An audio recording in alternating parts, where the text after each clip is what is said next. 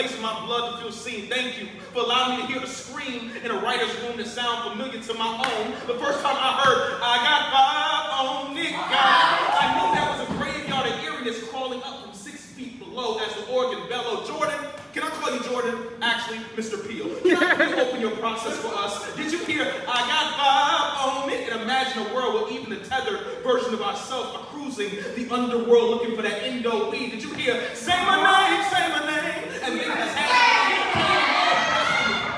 child who finds excitement in being the man inside the mirror, or just a nigga wishing a nigga would speak and then they do have the courage, know there will be repercussions, or maybe they just gonna meet the reaper. Jordan, I know this is a poem that's an ode, a celebration of black hands taking this pumpkin slice of an industry and carving the jack-o'-lantern out of it. But can this poem also become a pitch? A pitch for a new film idea that has never been seen, but yet a process that is familiar to your own. In this film, let's take the song Get Buck by Cashville's finest. Mr. Tenneke, if you're nasty, Young Buck. Scene 1 starts with an image of white men in a room all white, where the only color is us, the audience, watching this from a screen. And y'all know that type of whiteness, scratch that.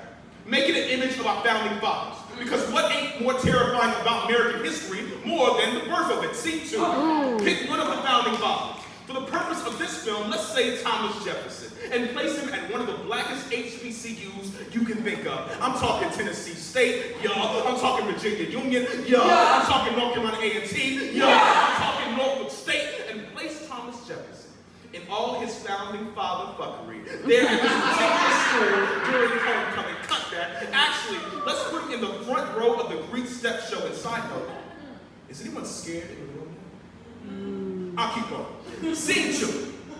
In this moment, let the bass line of Young Buck swell into a march band drum line of TSU, almost like the march before a eulogy, because we have yet to hear the climax. Scene 2. Let's imagine Thomas Jefferson has found his way to the homecoming after party. Imagine our main character, TJ, is surrounded in a sea of black joy. Imagine Thomas Jefferson is the only person in a room who don't know how to swag surf. Imagine how awkward it is, y'all. It's awkward. It's awkward to acknowledge the main character in our story is a rapist. It's awkward to acknowledge the main character in our story is a slave owner. It's awkward to imagine that these things can't exist at an HBCU. And side note, is anyone scared of the room?